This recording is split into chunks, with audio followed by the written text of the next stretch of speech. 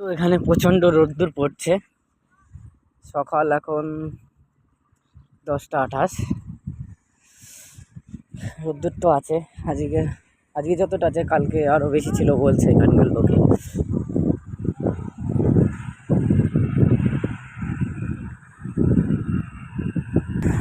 কাছাকাছি এসে গেলাম। দেখো কিভাবে পড়ছে, দেখো বালিগুলো কিভাবে পড়ছে, দেখো ওর ভিতর দিয়ে ধুয়ে ধুয়ে আসছে আর এখানে পড়ছে।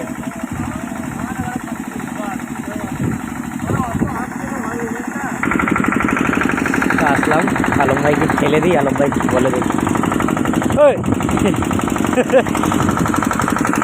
ভয় পেয়ে গেলে নাকি আলম ভাই?